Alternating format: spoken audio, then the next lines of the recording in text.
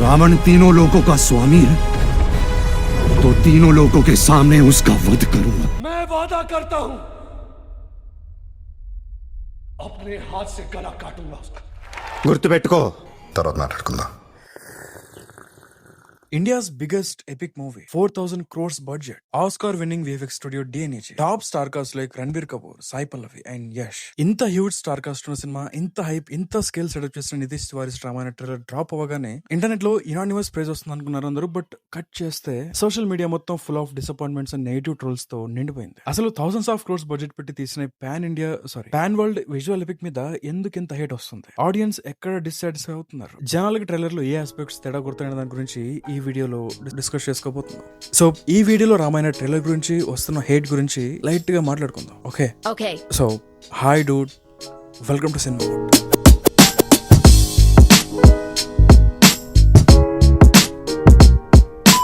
ఈ వీడియోలో మేజర్ గా 13 రీజన్స్ గురించి మాట్లాడుకోబోతున్నాం. సో వీడియోని ఎండ్ వరకు చూసి మీ ఒపీనియన్ ఏంటో కూడా కింద కామెంట్ చేయండి. First and major reason, VFX and CGI. First and biggest issue VFX and CGI execution. ఆ బడ్జెట్ ఎక్కడ, అవుట్పుట్ ఎక్కడ? బడ్జెట్ ఆకాశం అంత ఎత్తుంటే అవుట్పుట్ మాత్రం నేలను టచ్ చేస్తుంది. నవీద్ మల్హోత్రా దగ్గర ఒక పవర్ఫుల్ వెపన్ ఉంది, DNEG. Dune, Tenet, Interstellar, Inception kind of movies లో విఎఫ్ఎక్స్ అండ్ సిజిఐ లో వీళ్ళు కూడా చాలా కాంట్రిబ్యూట్ చేశారు. ఈ డిఎన్ఏజీ సంస్థ ఏదైతుందో చాలా పాపులర్ అండ్ మంచి రెప్యుటేషన్ ఉంది కంపెనీకి. So Ramayana, Naveed Malhotra own IP కాబట్టి, ఓన్ ప్రాజెక్ట్ కాబట్టి విజువల్స్ ని హాలీవుడ్ రేంజ్ లో ఎక్స్పెక్ట్ చేస్తారు. ఆబ్వియస్లీ విజువల్స్ హాలీవుడ్ రేంజ్ లోనే ఉంటాయని ఫిక్స్ అయిపోయారు అందరూ. కానీ ట్రైలర్ లో అన్ని లేవు, కానీ కొన్ని ఉన్నాయి. బట్ ట్రైలర్ లో కొన్ని సీన్స్ అండ్ షార్ట్స్ చూస్తే pure green screen effect direct గా కనిపిస్తుంది, తెలిసిపోతుంది. లైటింగ్ నేచురల్ గా లేదు, యాక్టర్స్ బ్యాక్గ్రౌండ్ లో బ్లెండ్ అవ్వకుండా floating అనిపిస్తున్నారు, తెలిపోతున్నారు.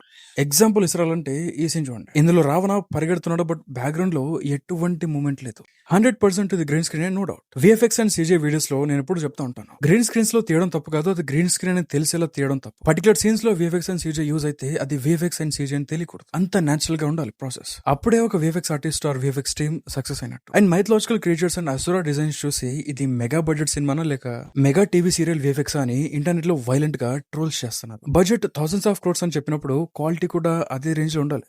Reason number 2, lead casting. Modern vibe versus divine weight. Next major controversy, Ranbir Kapoor as lord Ram and Sai Pallavi as Sitadevi. Ranbir Kapoor, no doubt, Ranbir is a legendary actor. But lord Ram character కి కావాల్సిన traditional మర్యాద పురుషోత్తం ఆరా, ఆ serene divinity miss అయిందని నాకు personal కనిపించింది. Not only that, trailer లో తన dialogue delivery and expressions lean to modern and casual. మై ఉస్కా వర్త్ కరుంగ్ అన్నప్పుడు నాకు లిటరల్ గా యానిమల్ డైలాగ్ గుర్తొచ్చింది. యానిమల్ లో రణబీర్ సేమ్ ఇంటెన్సిటీతో ఒక డైలాగ్ చెప్తాడు, కొంచెం ఎక్కువ అగ్రెసివ్ గా ఉంటది, అప్నే హాత్ సే ఉస్కా గలా కాటుంగ్ అంటాడు. Same modern and casual dialogue delivery ఉంది, నథింగ్ న్యూ. అదొక్కటి కొంచెం ఇంప్రూవ్ చేస్తుంటే బాగుండేది అనిపించింది. And next Sai Pallavi natural looks and acting performance కి మనం ఫ్యాన్స్ అయ్యొచ్చు, బట్ తన నేచురల్ ఓన్ యూనిక్ వాయిస్ ఇందులో సూట్ అవ్వట్లేదు. ఐ ఫీల్ ఓవరాల్ గా మూవీలో కాస్టింగ్ సెట్ అయినట్లేదు. అంటే casting is not perfect. Trailer లో ఏ క్యారెక్టర్ కి ఈ యాక్టర్ పర్ఫెక్ట్ అని అనిపించట్లేదు ఎక్సెప్ట్ రావణ. యష్ యాజ్ రావణ ఆ రోల్ తను ఇరక్కొడుతున్నాడు యాక్టింగ్. ఆ క్యారెక్టర్ ని తను చాలా ఓన్ చేసుకుని ఎంజాయ్ చేస్తూ యాక్టింగ్ చేస్తున్నట్టుంది. రీసెంట్ గా రిలీజ్ అయిన ట్రైలర్ కూడా తన పోర్షన్స్ తప్పిస్తే ఏవి అంత గొప్పగా లేవు. Number 3, westernised fantasy aesthetics. First నుండి టీం చెప్పింది ఏంటంటే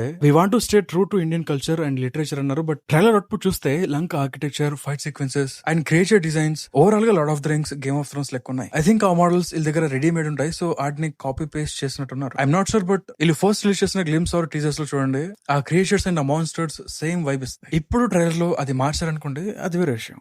ఇండియన్ హిస్టరీకి, ఇండియన్ మెథాలజీకి ఒక unique art style and traditional aesthetics and divine soul ఉంటాయి. వాటిని ఇగ్నోర్ చేసి వెస్టర్న్ డార్క్ ఫ్యాంటసీ స్టైల్లో అడాప్ట్ చేసుకుంటే ఎలా?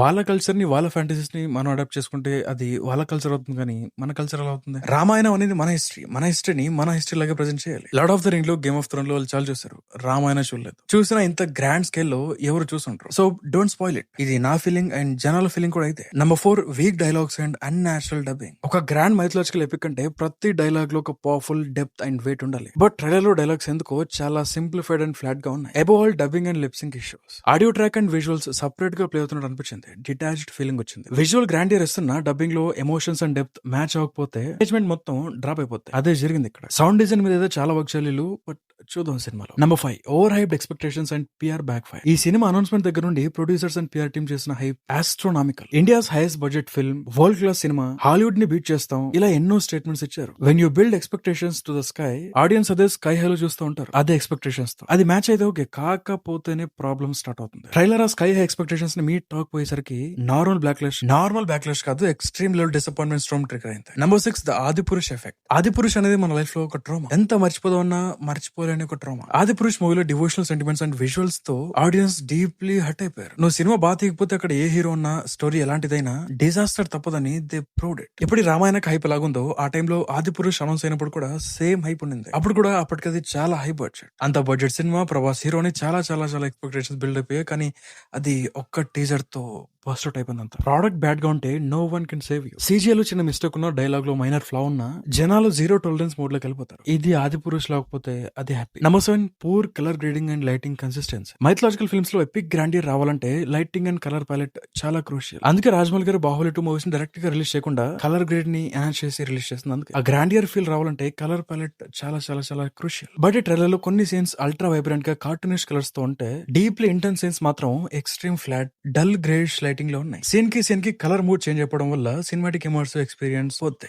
లిటరల్ గా పోతే ఆడియన్స్ స్క్రీన్ మీద విజువల్లీ కనెక్ట్ అవ్వలేరు. Number 8 mismatched background music. Epic visuals ఉన్నప్పుడల్లా బ్యాక్గ్రౌండ్ స్కోర్ ఆ ఫ్రేమ్ ని అప్లిఫ్ట్ చేయాలి, క్యారీ చేయాలి. ట్రైలర్ స్కోర్ లో devotional goosebumps moments missing అనిపించాయి. Classic Indian classical instruments, Sanskrit chants and heavy orchestral bass wash out అయిపోయాయి. Completely generic action movie sound design ఉన్నట్టు అనిపించింది. ఇంతకు ముందు చెప్పినట్టు ఆడియోలో spiritual weight and emotional high buildup లేదు. అది లేకపోవడం వల్ల మేజర్ ఇంపాక్ట్ క్రియేట్ అవ్వలేదు. Number 9 costume design and modern hair / makeup look. Baahubali 1 and 2 లో ఎక్కడైనా costumes out of the place అనిపించాయా? No right. కానీ ట్రైలర్ అనిపించాయి. Just look at the shot. I think తను కైకై అనుకుంటా, కానీ ఆ కాస్ట్యూమ్స్ లైక్ సీరియల్స్ లో ఆరగంట అత్తమ్మ క్యారెక్టర్ ఉంటుంది కదా, అలా అనిపిస్తుంది తను, because of that costume. And ఆ మేకప్ కూడా అలాగే ఏడ్చింది. నేను మరీ ఓవర్ గా నెక్ పికింగ్ ఏం చేయట్లేదు, because peak detailing by Aditya యుగంలో ఉన్నాం మనం. సో అట్లీస్ట్ బేసిక్ డీటెయిల్స్ అయినా ఉండాలి. త్రేతాయుగ ఎరాని డిపిక్ట్ చేస్తున్నాం అంటే ఆ ప్రొడక్షన్ డీటెయిల్స్ కూడా అలాగే ఉండాలి. బట్ ట్రైలర్ లో main characters costumes and styling completely modern fashion designer look ని మిమిక్ చేస్తున్నట్టు అనిపిస్తుంది. Costumes, fabrics modern silk and synthetic material look ఇస్తున్నాయి. Actors hair and beard styles కూడా చాలా క్లీన్ గా ఉన్నాయి. సెలూన్ స్టైల్డ్ ఫేడ్ కట్స్ లో ఉన్నాయి. Authentic ancient Indian era look లేకుండా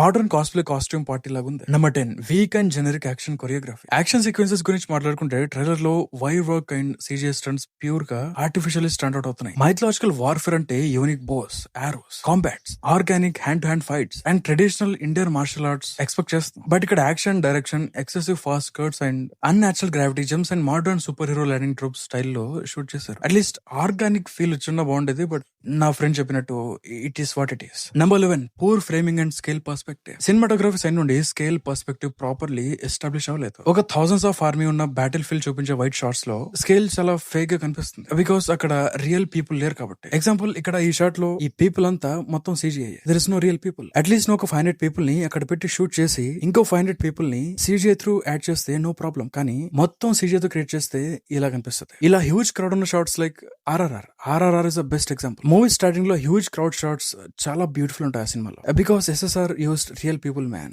బికాస్ రాజమౌళి గారు కొంత రియల్ పీపుల్ యూజ్ చేశారు కాబట్టి ఆ షాట్స్ అంత నేచురల్ గా కనిపిస్తాయి. ఇక్కడ అదే missing, people missing. Number 12 disconnected facing and trailer editing pattern. Trailer ని కట్ చేసింది ఎవరు, కానీ ట్రైలర్ ఎడిట్ చేసిన ప్యాటర్న్ నాకు నచ్చలేదు. ఒక స్టోరీ నెరేటివ్ ని విజువల్లీ సెల్ చేయడంలో ఎడిటర్ కంప్లీట్లీ కన్ఫ్యూజ్ అయ్యాడు. ఎమోషనల్ హుక్ చేసే డైలాగ్స్ లేవు, కీ క్యారెక్టర్ డైనమిక్స్ ఎస్టాబ్లిష్ అవ్వలేదు, and sudden jumbled action shots throw చేశారు. స్టోరీ సోల్ ని ఎమోషనల్ గా టీచ్ చేయకుండా just random serious spectacles show off చేయడానికి ట్రై చేశారు. Because of that trailer flow completely flat line అయిపోయింది. అండ్ నెక్స్ట్ నెంబర్ 13, ఇది మీరే పాయింట్అవుట్ చేయాలి కమెంట్స్. నేను టచ్ అయిన ఏదో ఒక ఆస్పెక్ట్ కమెంట్స్ లో చెప్పండి, నేను చూస్తాను. సో విజువల్ ఎఫెక్ట్స్ ప్రాబ్లమ్స్ నుండి మిస్ కాస్టింగ్ డిబేట్స్ వరకు, పూర్ ఆడియో మిక్స్ నుండి వెస్టర్నైజ్డ్ డిజైన్ చాయిసెస్ వరకు నాకు అనిపించిన 12 మేజర్ రీజన్స్ గురించి ఈ వీడియోలో మాట్లాడుకున్నాం. సో అంతే వీడియోకి. సో ట్రైలర్ మీరు కూడా చూస్తుంటారు కాబట్టి మీ థాట్స్ ఏంటి ట్రైలర్ మీద కామెంట్ చేయండి.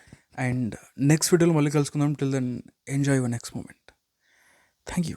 Thanks for watching this video and bye.